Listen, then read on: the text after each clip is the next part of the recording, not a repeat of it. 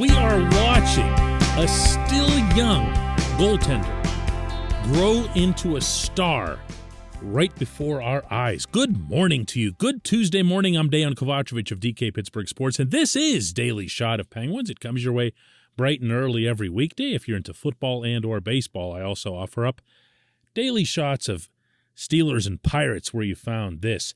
Penguins 5, Golden Knights 3. Late last night in Las Vegas. The home team had a 3-0 lead. The home team scored on 3 of its first 7 shots. And then Tristan Jarry didn't let it affect him.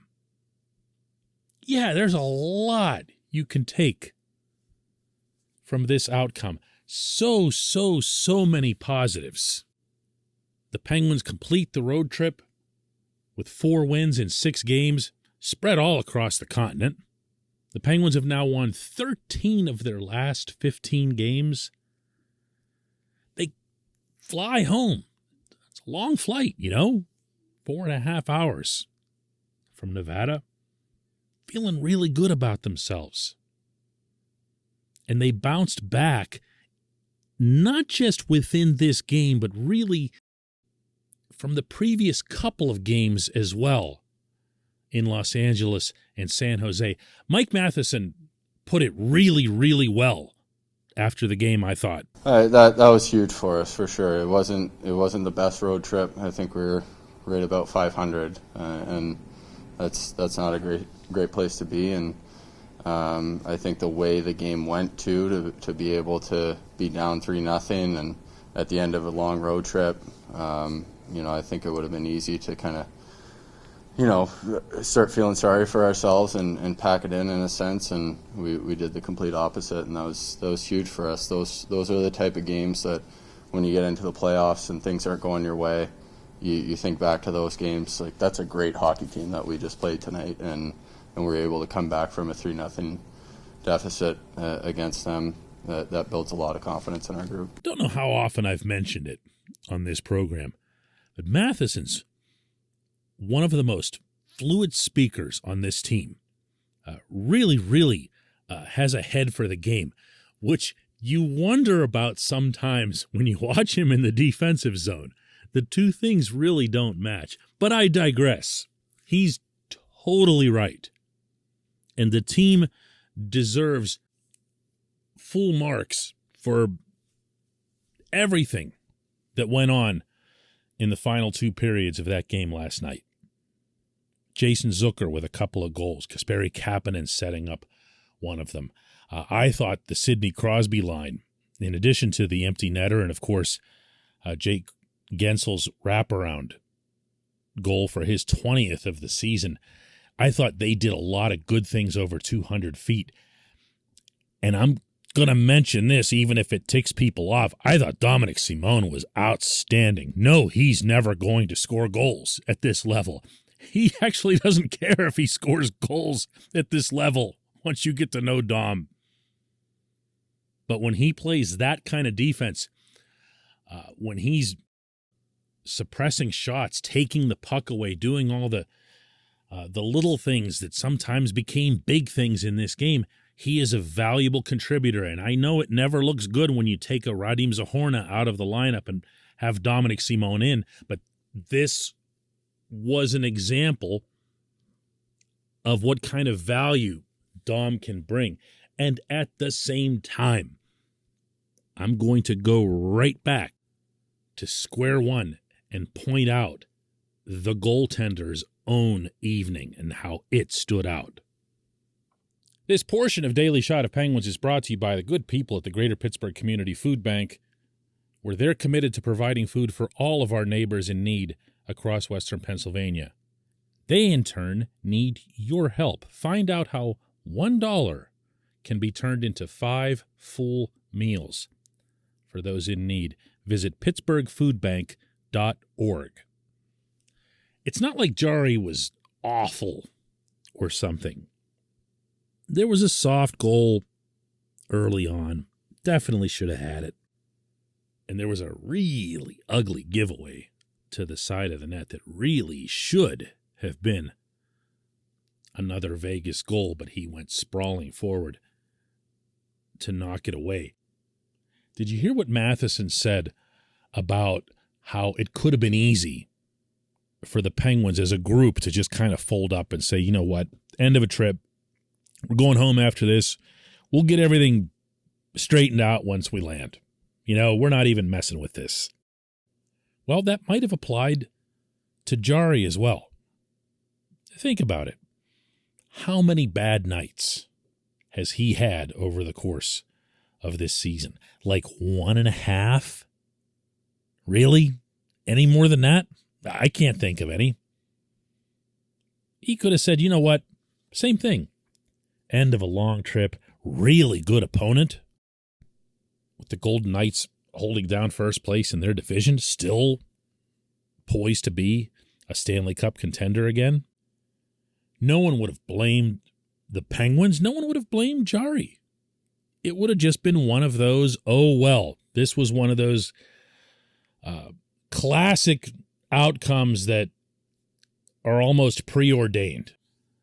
But they didn't, and he didn't. And I don't know about you, but there's nothing in my eyes still that's more important than how Jarry responds to adversity through this regular season and leading up to Game 1 of the playoffs.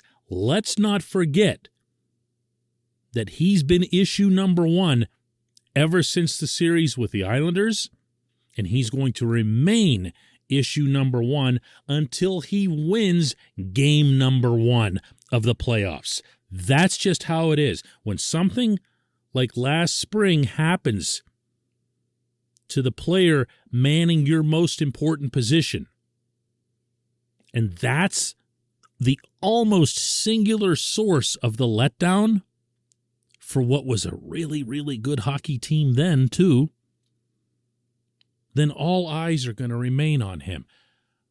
And they should. And look, it's wonderful that things have gone so swimmingly for him that he's richly deserved being an NHL All-Star. He is, even with the little bit of a beating that his stats took in L.A., still among the top goaltenders in most categories in the National Hockey League. And he's done so without many speed bumps. Well, speaking just for myself here, I want to see the speed bumps. Now, ideally, from the Penguins' standpoint, those come like this in a victory where they're down 3 goals and just magically rally and everything.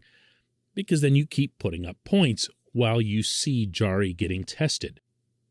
So in this one, he wound up with 23 saves on 26 shots, didn't give up another goal, obviously, over the final 19 that he faced.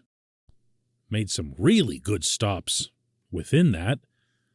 In particular, the ones he'd have to fight to see through traffic. Golden Knights just bring so many bodies to the crease. It's not the type of team that the Penguins face on any regular basis. And the Penguins, as we acknowledged after the game in Dallas, aren't the greatest at clearing the crease. So he was going to have to fight all night, but guess what? He did. He fought. He bounced back. He didn't wilt. He didn't crumble. And it's another little notch for him along the way, just as it was when he bounced back right away from the bad game in D.C. Remember that? This tells me a lot more about where this kid's headed than him going on some long shutout streak or winning streak. Not that it's easy to do those things, but it's easier, any athlete will attest, than bouncing back from adversity. Good for him. He's let's not go too far here. He's getting there. He's getting there. When we come back, just one question.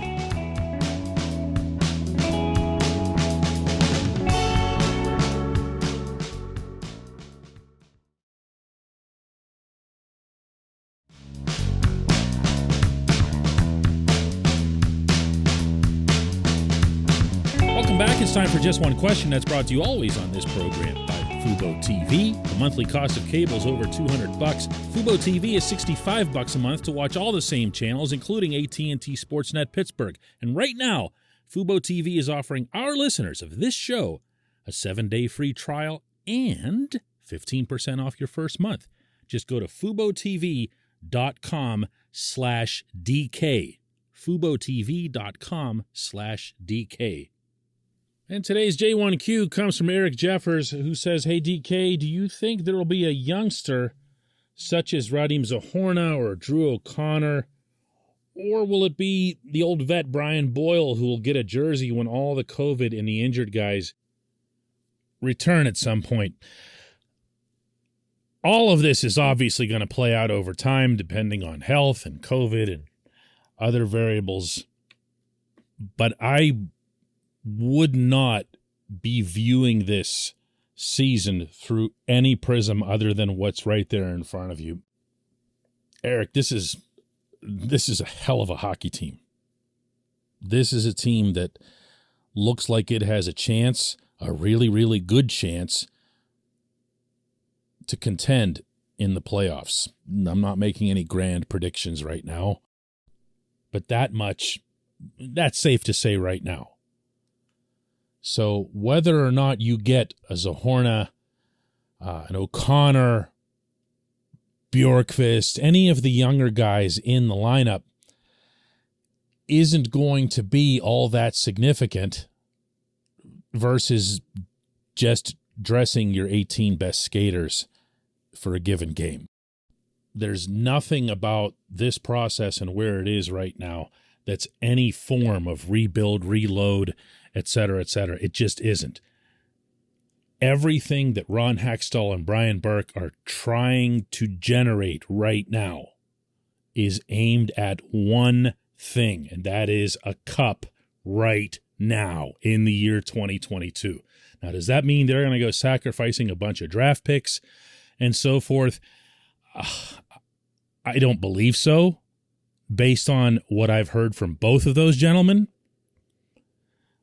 If an offer came along that they couldn't refuse, yeah, they'd send out any draft pick you'd want.